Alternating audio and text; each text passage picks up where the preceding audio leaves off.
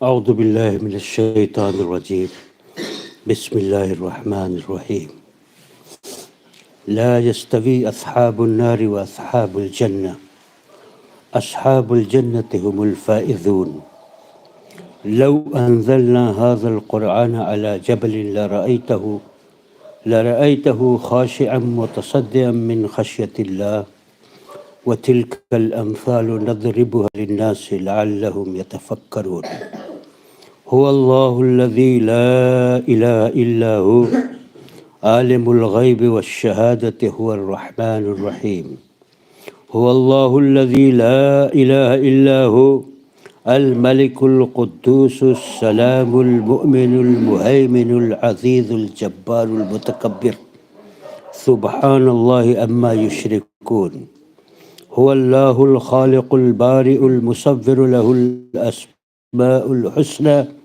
يسبح له ما في السماوات والأرض وهو العزيز الحكيم۔ ترجمہ ہے،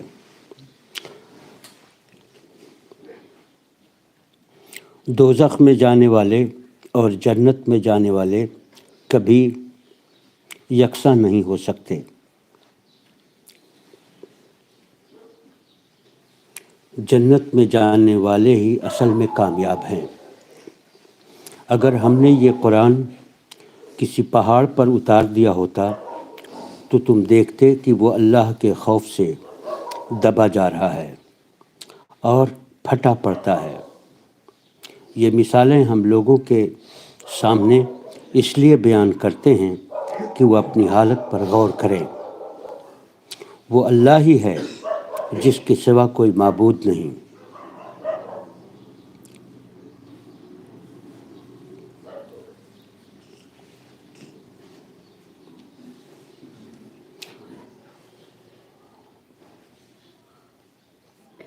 غائب اور حاضر ہر چیز کا جاننے والا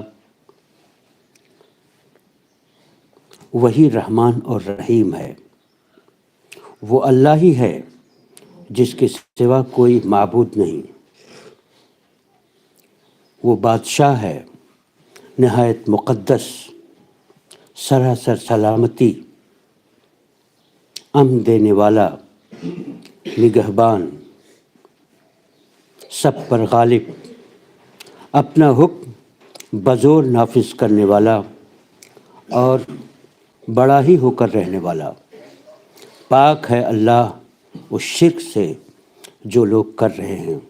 وہ اللہ ہی ہے جو تخلیق کا منصوبہ بنانے والا اور اس کو نافذ کرنے والا اور اس کے مطابق صورت گری کرنے والا ہے۔ اس کے لیے بہترین نام ہے۔ ہر چیز جو آسمانوں اور زمین میں ہے اس کی تسبیح کر رہی ہے اور وہ زبردست اور حکیم ہے۔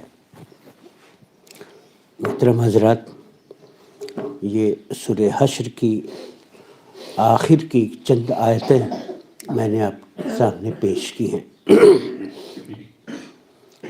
یہ مدنی سورت ہے۔ اس کا پس منظر یہ ہے، دیکھیے بارہا ایسی گفتگو میں یہ بات سامنے آ چکی ہے کہ مکی اور مدنی کا فرق کیا ہوتا ہے۔ ایک پہلو اور آج اس بات کو سمجھنا چاہیے یا ذکر کرنا چاہیے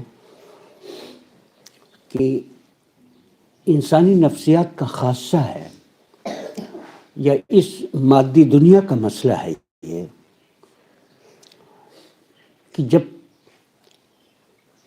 ندی پہاڑ سے نیچے گرتی ہے تو اس میں فطری طور پر زور پیدا ہو جاتا ہے، تیزی آ جاتی ہے، پانی کی رفتار بہت تیز ہو جاتی ہے، اور اس تیزی کے نتیجے میں آپ دیکھتے ہیں کہ وہ چٹانیں یا وہ چھوٹے چھوٹے پتھر جو اس کی راہ میں حائل ہوتے ہیں ان سب کو اپنے ساتھ پانی جیسی چیز صرف اس کیفیت کی وجہ سے اپنے ساتھ بہا لے جاتی ہے۔ یہ ایک حقیقت ہے. لیکن وہی پانی کی ندی جب میدانی علاقوں میں آتی ہے اور سمتل زمینوں پر بہتی ہے تو آپ کا ہمارا سب کا مشاہدہ ہے، اور اس میں کوئی جھوٹ نہیں ہے، کہ اس کی رفتار سست ہو جاتی ہے، چونکہ اس کا راستہ بہت چوڑا ہو جاتا ہے. اس کی وجہ سے یہ فزکس کی بات ہو سکتی ہے، جو لوگ لڑکے جانتے ہیں کہ اس کا راستہ جب چوڑا ہو جاتا ہے تو اس کا فورس جو ہے وہ ڈیوائیڈ ہو جاتا ہے، اور اسی کو کہتے ہیں رفتار سست ہو جانا. معاشرتی زندگی پر اگر اس فزکس کے اصول کو نافذ کیا جائے تو یہ ہے کہ جب کسی چیز کی مخالفت ہوتی ہے تو وہ حق ہے کہ نہیں ہے، دلیل کتنا مضبوط ہے، ہر ایک کے دل میں کتنا پیوست ہے، ذہن کتنا مائل ہے. دیکھیے انسانی زندگی روزانہ جو ہے یہ اصولوں پر نہیں چلتی ہے، جذبات بھی اس میں شامل ہو جاتے ہیں، کچھ اور فیکٹر آ جاتے ہیں کہ اچھا میری مخالفت کر رہے ہو تو میں ایسے ہی رہوں گا. ایک ضد کی سی کیفیت پیدا ہو جاتی ہے. یہ صرف الفاظ کہنے کے لیے ضد ہیں، استقامت ہے نا، اپنے موقف پر قائم رہنا ہے، لیکن اس کے محرکات بہت زیادہ ہو جاتے ہیں. بچے کو ماں باپ جو ہدایت دیتے ہیں وہ معقول چیزیں ہوتی ہیں کہ چھت کے کنارے نہ کھڑے رہو، یا فلاں ایسے نہ کرو، فلاں ویسے نہ کرو، جن کو ہم نصیحتیں، ہدایتیں، حکم کہتے ہیں. لیکن اس میں معقولیت ہوتی ہے. بچہ معقولیت کی وجہ سے نہیں سمجھتا ہے، ماں باپ کے حکم اور ان کے پیار اور ان کے ڈر کی وجہ سے ایسا عمل کرتا ہے. تو ایسے ہی کوئی بھی تحریک ہو، تحریک میں دیکھیے سارے لوگ جینیس نہیں ہوتے ہیں، سب ریسرچر نہیں ہوتے ہیں، مختلف سطح کے لوگ ہوتے ہیں. جب ہم کہتے ہیں کہ فلاں آیت یا سورت مکی ہے تو اس میں مکے کی صورتحال کا بہت بڑا دخل ہوتا ہے کہ ہم نے ایک بات کو تسلیم کیا، آپ اس کی مخالفت کر رہے ہو. تو اگر ایمان مضبوط ہے تو وہ مخالفت کھاد کا کام کرتی ہے. غالباً یہ سعد بن ابی وقاص کا واقعہ ہے رضی اللہ تعالیٰ عنہ، کہ ان کی ماں بہت زیادہ چاہتی تھی، ان کو بہت زیادہ چاہتی تھی، وہ ایمان لے آئے. ان کی ماں نے یہ عہد کر لیا کہ اب میں کھانا نہیں کھاؤں گی، اور کہہ دیا ان سے کہ جب تک تم یہ اچھا وہ اس کے لیے الگ ٹرمنالوجی یوز کرتی تھی، تم بے دین ہو گئے ہو، تمہارا دھرم بھرشٹ ہو گیا ہے، تم گمراہ ہو گئے ہو. باپ دادا کا جو زمانے سے چلا آ رہا تھا رسم رواج اصول قاعدہ، یہ سب تم نے تیاگ دیا ہے. جب تک تم پھر سے صحیح دین پر نہیں آ جاؤ گے، صحیح راستے پر نہیں آ جاؤ گے اور ان کے اکارڈنگ ہدایت پر نہیں استھاپت ہو جاؤ گے، تب تک میں مطلب کھانا نہیں کھاؤں گی اور مر جاؤں گی. انہوں نے یہاں تک دھمکی دے دی، بھائی بتا دو درس ہو رہا ہے، اس وقت تک کھانا نہیں کھاؤں گی، اور یہ دھمکی بھی دے دی تھی کہ تم کو میں جینے لائق نہیں چھوڑوں گی، تمہارے نام پر مر جاؤں گی، اور دنیا زندگی بھر تم کو ماں کا قاتل یہی کہتا پھرے گا، زمانہ یہی کہتا پھرے گا. وہ بیچارے مخمصے میں تھے، بہت سہلایا، بدن دبایا، چمکارا، پیار کیا، ریکویسٹ کیا، ہاتھ پیر جوڑا، امی کھا لیجیے، امی کھا لیجیے. نہیں کھائی، دن بھر نہیں کھایا، دوسرے دن بھی نہیں کھا رہی ہیں. لیکن جب سمجھاتے سمجھاتے تھک گئے تو ماں کی ممتا تھی، وہ چاہتی تھی کہ اس محبت کی ڈور میں پھانس کے اس کو ادھر سے ادھر لے آئیں. لیکن یہ مضبوط تھے اور چند لوگ ایمان لائے تھے 100 کے اندر ہی. انہوں نے کہا کہ امی آپ کھائیے چاہے ابھی مر جائیے، ہم اس دین سے پھرنے والے نہیں ہیں. جو چیز ہم نے حاصل کر لی ہے وہ ہم چھوڑیں گے نہیں۔ آپ اس واقعے کا تجزیہ کیجئے اپنے ذہن میں۔ سب سے مقدس رشتہ جس کو کہتے ہیں وہ ماں و بیٹے کا ہوتا ہے، پاورفل، ممتا کی مثال دی جاتی ہے۔ وہ بھی اس کو روک نہیں سکے، تو وہاں پر ٹکراؤ تھا، اور ٹکراؤ کے نتیجے میں آپ دیکھتے ہیں پانی بہہ رہا ہو، مطلب کوئی بھی لہر آپ کو نہیں دکھائی دیتی ہے، لیکن اس کے راستے میں کوئی پتھر رکھ دیجئے تو اس سے وہ ٹکراتا ہے اور لہریں پیدا ہو جاتی ہیں، ہلچل مچ جاتی ہے۔ ایسے ہی انسانی زندگی کا واقعہ ہے کہ آپ جب کسی کو کسی چیز سے بزور روکیں ضد کر کے، تو انسانی نفس اس بات کا تقاضا کرتا ہے کہ میری بات مانی جائے۔ نہیں مانتے ہیں تو اس پہ ریزسٹ کرتا ہے، انسسٹ کرتا ہے۔ مکے کے دور کی ایک خصوصیت یہ بھی تھی۔ اب اس میں جیسے جیسے مخالفت کرنے والوں کی بے عقلی شامل ہوتی ہے، ظلم شامل ہوتا ہے، ناانصافی شامل ہوتی ہے، ان کا ایمان اور مضبوط ہوتا چلا جاتا ہے۔ لیکن یہی لوگ جب مدینے میں تشریف لائے اور اب یہ ہوا کہ صاحب کوئی رکاوٹ نہیں ہے، آپ آرام سے رہیے، نماز پڑھیے، روزہ رکھیے، عبادت کیجیے، وغیرہ وغیرہ، یہ ساری چیزیں، تو وہاں پر آدمی کسل مندی کا شکار ہو جاتا ہے۔ دیکھیے، دنیا کی مخالفت کو جھیل لینا یہ آسان ہے، لیکن آدمی کا اپنا مخالف بن کے کھڑا ہونا یہ بڑا مشکل کام ہے، بڑا مشکل کام ہے۔ اور اس کی چھوٹی سی مثال آپ کا ہندوستان ہے، ہم آپ ہیں۔ اسی وجہ سے کسی وقت میری زبان سے یہ نکل گیا تھا کہ اگر یہ رجیم اب بھی رہے، حاکم رہے، حکومت انہی لوگوں کی رہے، تو مسلمان اور جاگ جائیں گے، کیونکہ مخالفت کے نتیجے میں ان کو یہ احساس ہوگا کہ اچھا میری چیز کو مٹا رہے ہیں، منع کر رہے ہیں، تو ہم اور کریں گے۔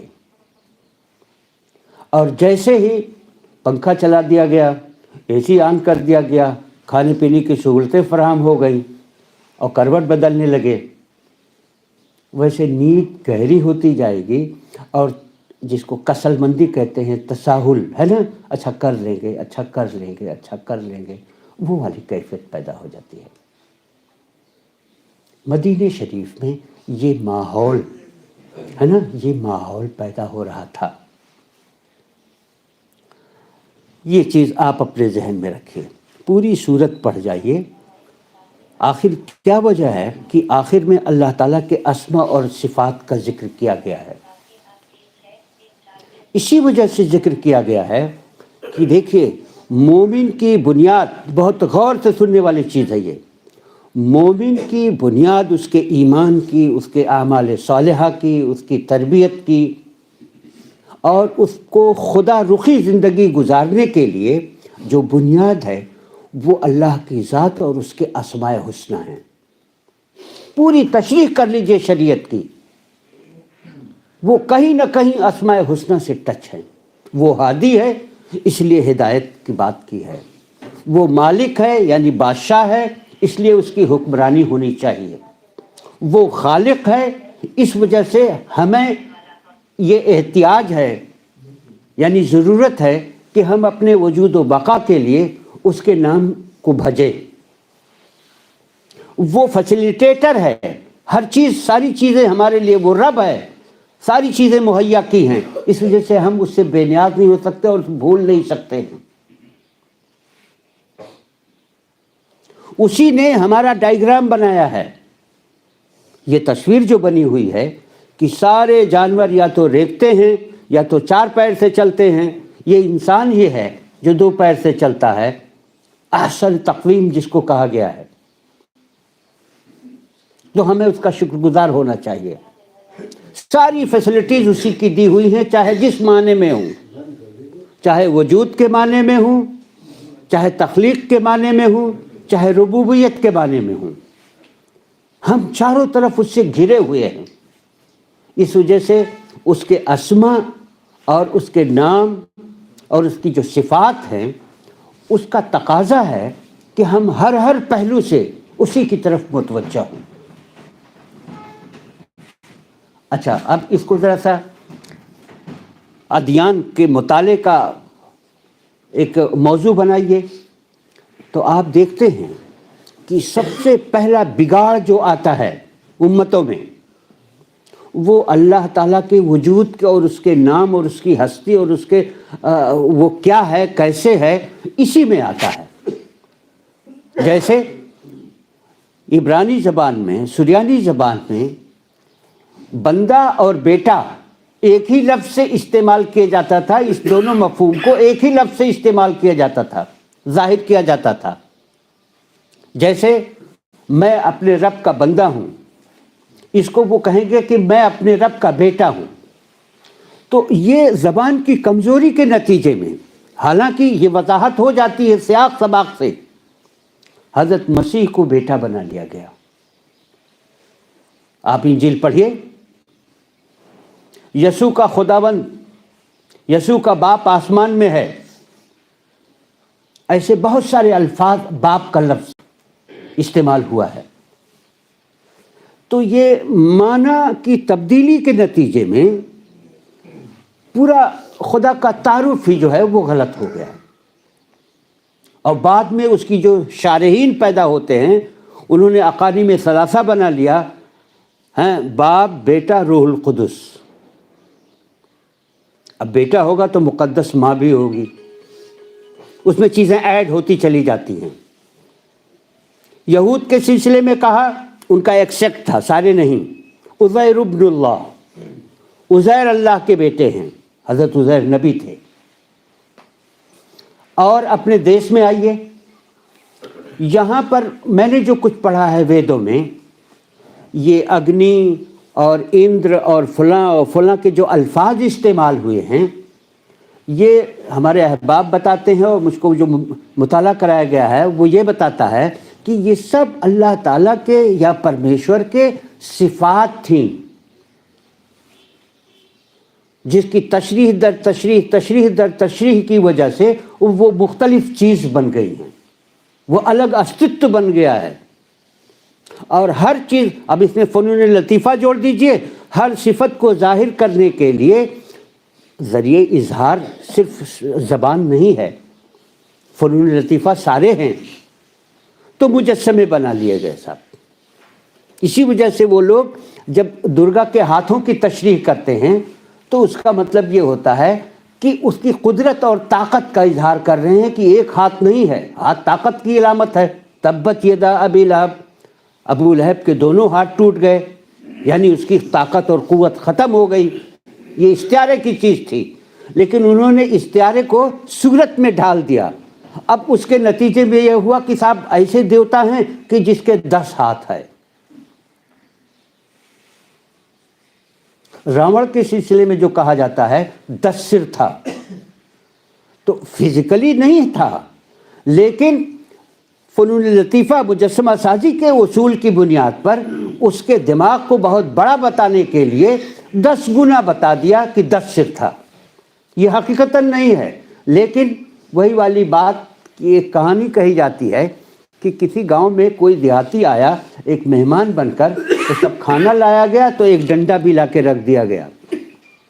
اب اس نے پوچھا کہ یہ ڈنڈا کاہے کے لیے رکھا ہے؟ وہ ڈرا بیچارہ کہ کہیں کچھ مطلب گڑبڑ نہ ہو، اس کا دوسرا استعمال نہ ہو جائے۔ تو لوگوں نے کہا کہ ہمارے ہاں ایسے رواج ہے۔ بعد میں اس نے ضد کیا کہ نہیں، یہ کیوں ہے، اس کی گناہ کیا ہے وہ بتائی جائے۔ تو ہوتے ہوتے لمبی کہانی ہے، کسی نے بتایا کہ خلال رکھا جاتا تھا پہلے، لیکن لوگوں نے اپنی جہالت اور حماقت اور ایسے یعنی چیزیں مانسکتا بدلتے بدلتے ڈنڈا رکھ دیا تھا۔ تو کہاں کی بات پتلا سا خلال کی کچھ اٹک جائے تو اس کو صاف کر لیجئے۔ یہ کھانے کے سامان میں ایک چیز اور خاطر تواضع میں اضافے کی بات تھی، لیکن جہالت نے اس کو ڈنڈے تک پہنچا دیا۔ آپ ان صورتوں کو پڑھیے کہ جس میں یعوس کا، یغوس کا، نصر کا، بعل کا تذکرہ آیا ہے۔ یہ شرفا تھے، یہ نیک لوگ تھے۔ کوئی اجمیر میں تھا، کوئی دلی میں تھا، کوئی کہاں تھا، وہ کہاں تھا، مرنے کے بعد सब के मंडप बन गए साहब। तो ये ज़माने की तब्दीली के साथ साथ, लोगों की मानसिकता की तब्दीली के साथ साथ शैतान क्या कहता है, कोई यादगार कायम करना चाहिए। तो बोले यहाँ ज़्यादा बैठते थे, कहा झोपड़ी बना दो। मैं किसी पर एतराज़ और तंज नहीं कर रहा हूँ, लेकिन चीज़ें कैसे तब्दील होती हैं उसका एक हल्का सा अंदाज़ा आपको होगा। तो कहा कि जहाँ पर फलां तारीख को मरे थे तो यहाँ पर उस दिन मीटिंग हो जाया करे, उनको याद यानी करने के लिए उनका दिवस बरसी मना ली जाए। उसके बाद ये हुआ कि साहब ये तो ऐसे ही यहाँ पर हम लोग मतलब हट जाते हैं तो कुत्ते बिल्ली आते हैं, तो बोले ताला लगा दो, खूबसूरत बनाने के लिए मार्बल भी लगा दो। किस रुख पर बैठते थे ऐसे, उसको मुतय्यन करने के लिए कोई चीज़ मुतय्यन कर दी गई। फिर किसी ने अपनी फनकारी दिखाई और कहा कि उनकी शक्ल ऐसी थी साहब। ऐसे आहिस्ता आहिस्ता आहिस्ता आहिस्ता बुत तक पहुंच जाते हैं लोग। यही बात होती है। नहीं तो इतनी बेअक्ली की चीज़ है कि कोई पत्थर पूज नहीं सकता है, लेकिन उसके पीछे कुछ चीज़ें होती हैं। अभी क्लिप मौजूद है यूट्यूब पर, आप देखिए।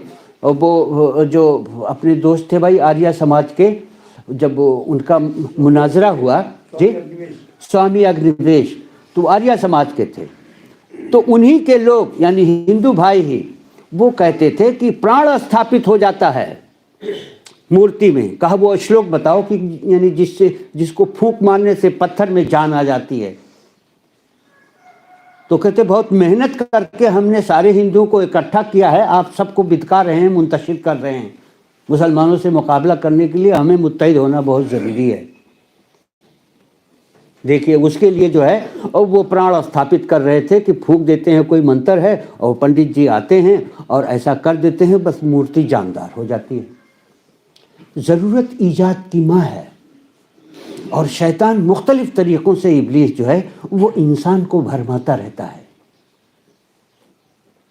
ज़ाहिरी गुनाह उतना ज़्यादा ख़तरनाक नहीं है जितना दिमाग का गुनाह है। ये डाइवर्ट कर देता है पूरा, माने की तशरीह ही उल्टी हो जाती है। तो मुसलमानों को ये बताने के लिए कि तुम्हारा खुदा का तारुफ सही होना चाहिए, ये मदीने शरीफ में बताया गया और समझाया गया कि आमाल की बुनियाद, मुसलमानों के अखलाक, किरदार, उनकी अमली ज़िंदगी की बुनियाद दरअसल खुदा ताला की ज़ात के इरफान पर मबनी है। यानी आप जैसा कुछ अपने दिल में अल्लाह ताला का तसव्वुर रखोगे, वही कुछ आपके अमली ज़िंदगी में ज़ाहिर होगा। मैं एक एक आयत लेता हूँ। इन आयतों का पस मंज़र ये था कि ला यस्तवी अस्हाबुन नार व अस्हाबुल जन्नह। देखिए दुनिया में बहुत सारी तक़सीम होती है, दुनिया में बहुत सारी तक़सीम होती है।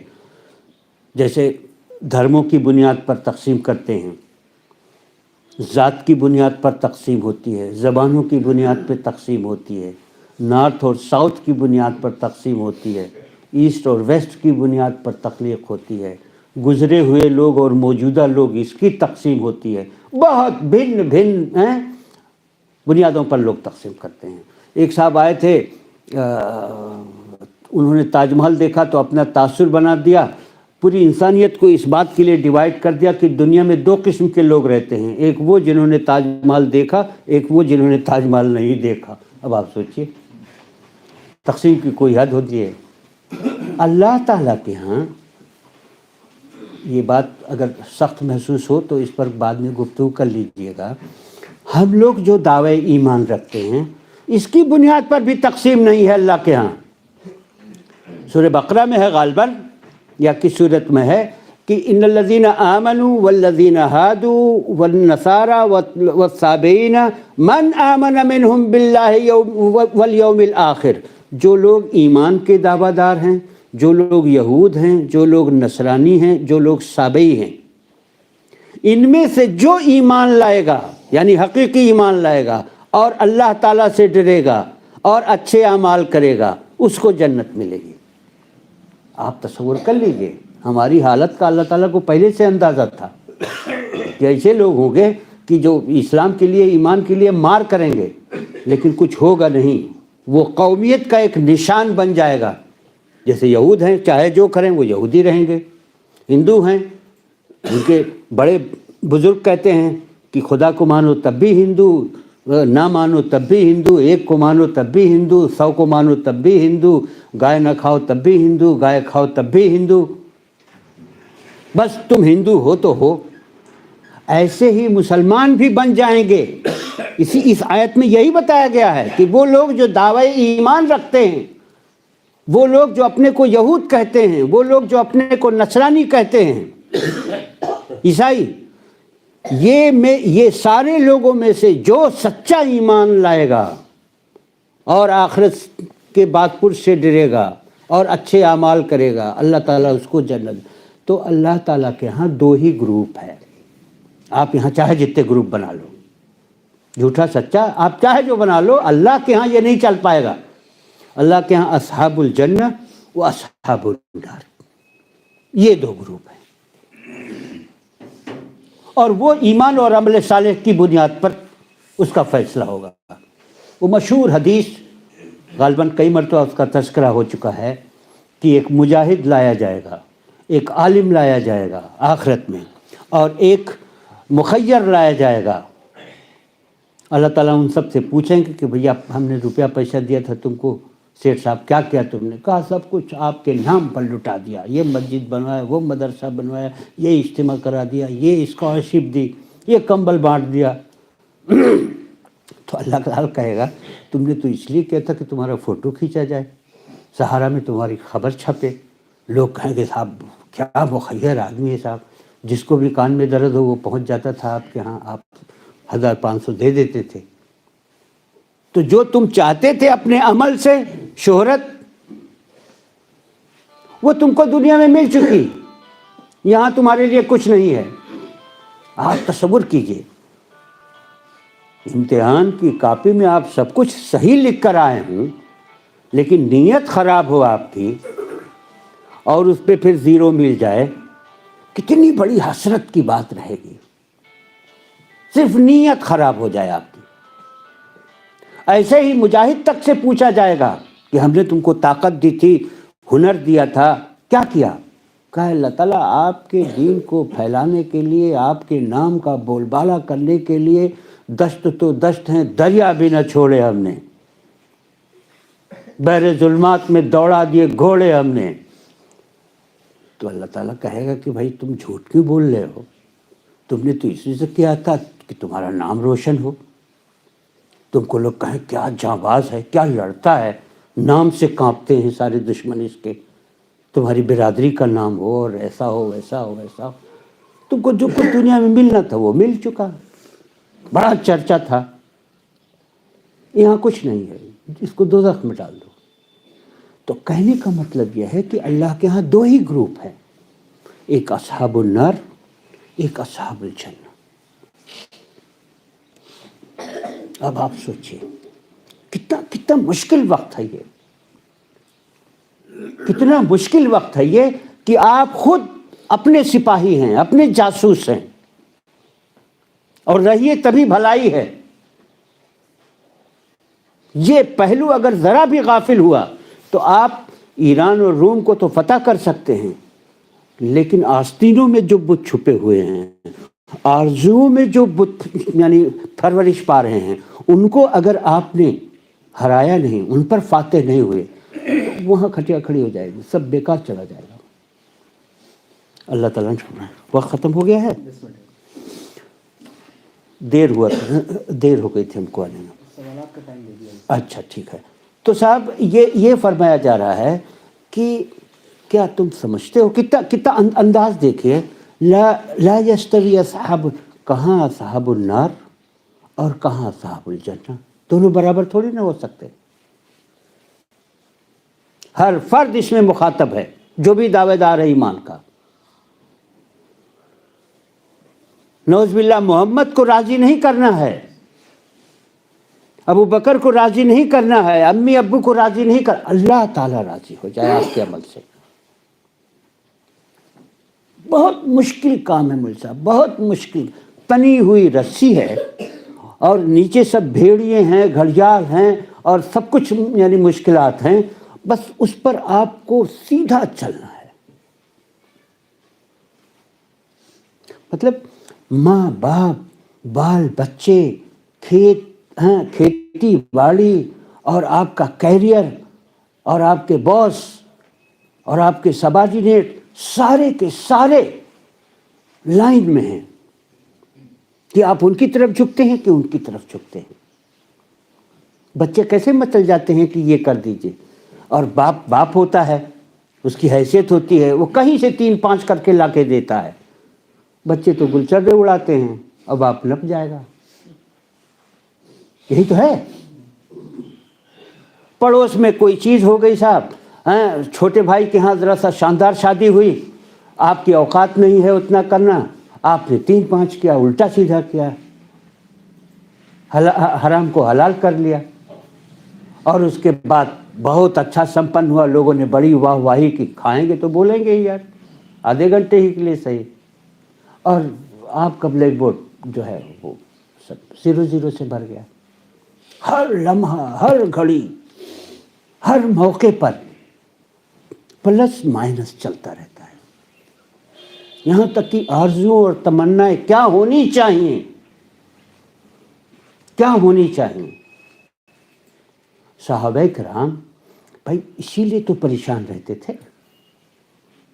یہ جب تک چیز مضبوط نہیں ہوگی اس وقت تک ہموار زمین میں ندی جو ہے وہ صحیح رخ چل نہیں سکتی ہے.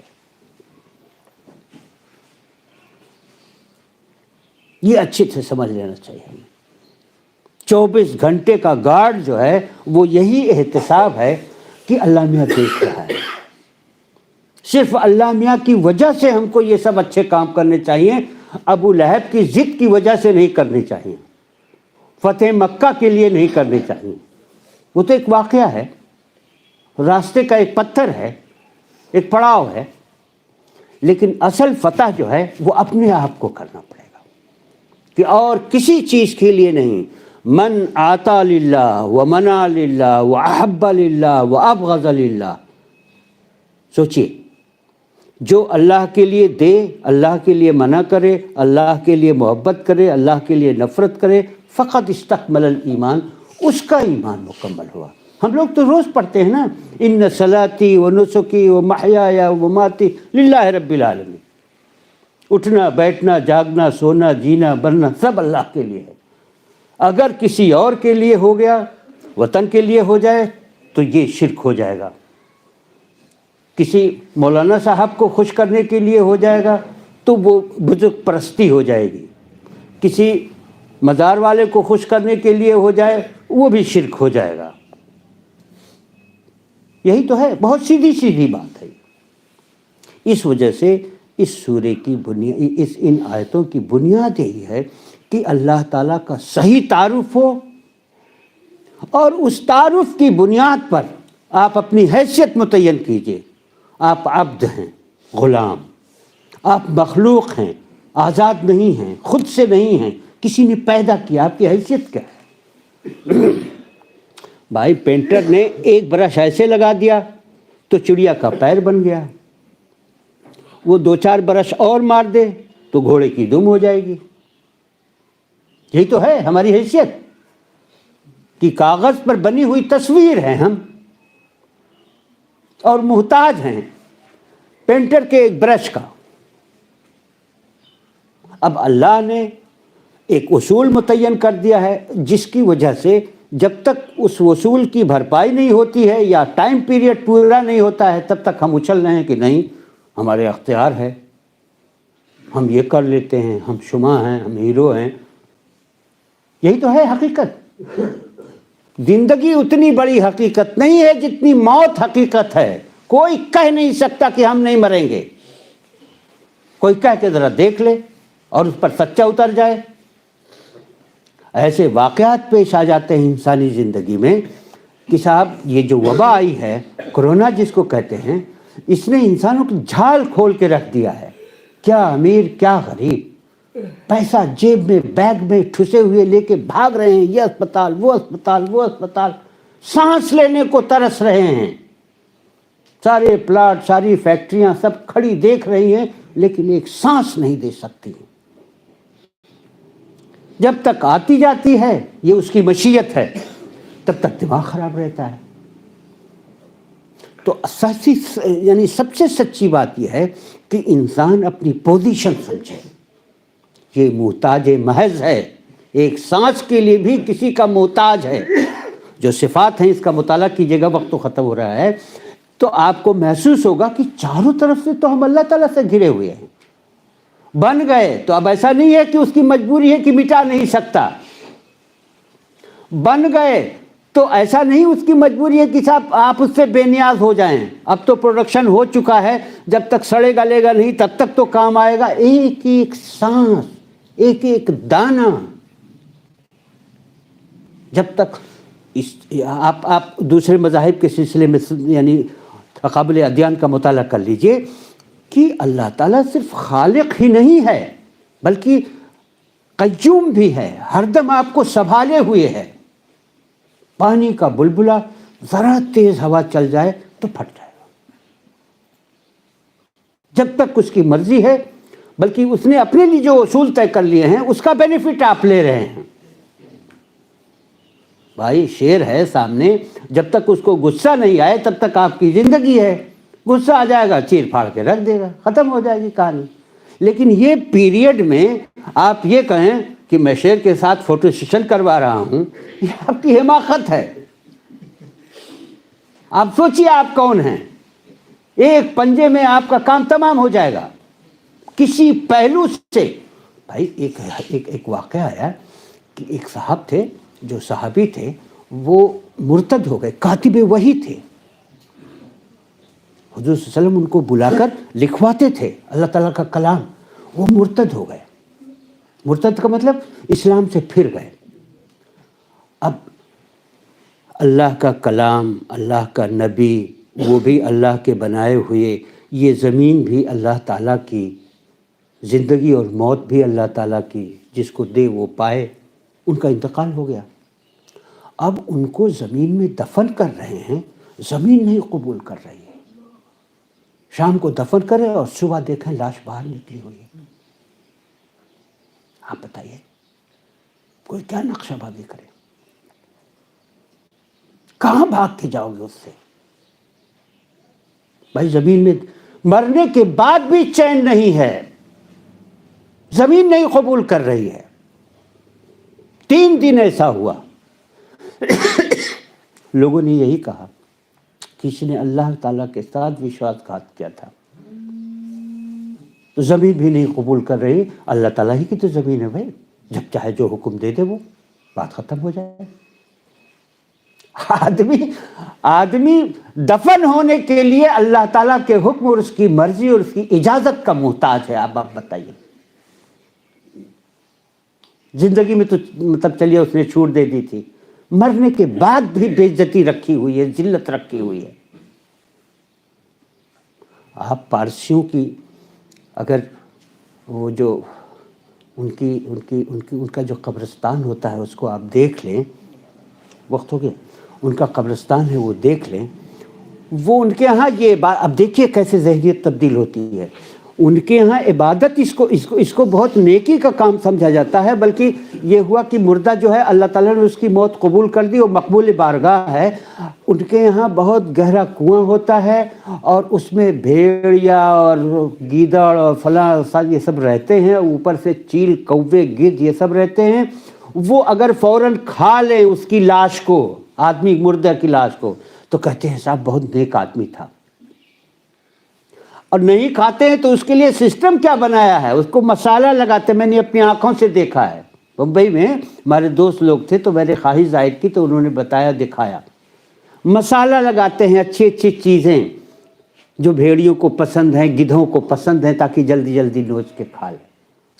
आप बताइए कितना मुहताज है आदमी कि मरी हुई लाश को ठिकाने लगाने के लिए अल्लाह की इजाज़त और उसकी हुक्म की पाबंद है। मोहतरम हजरात, ये आयत जो है इसके बाद की, इसमें अल्लाह ताला की अस्मा बयान की गई हैं। اللہ تعالیٰ کا تعارف کرایا گیا ہے، اس کی حیثیت بتائی گئی ہے، اور اس آئینے میں انسان اپنے آپ کو رکھ کر دیکھے. اگر یہ معلوم ہوگا کہ ہم پل پہ کھڑے ہیں تو وہ سیدھا جائے گا، دائیں بائیں جائے گا تو ندی میں گر جائے گا. تو اپنی پوزیشن سمجھ میں آتی ہے کہ ہم کون ہیں، کہاں ہیں، کس کے حکم سے ہیں، کتنے بڑے مالک اور کتنے بڑے آقا کے سامنے ہیں ہم. تو ان آیتوں کو آپ پڑھیے، مطالعہ کیجیے. اللہ کرے ہمیں اپنی حیثیت کا ہر وقت اندازہ رہے. کوئی سوال ہو تو بتائیں. واخر دعوانا الحمد للہ رب العالمین.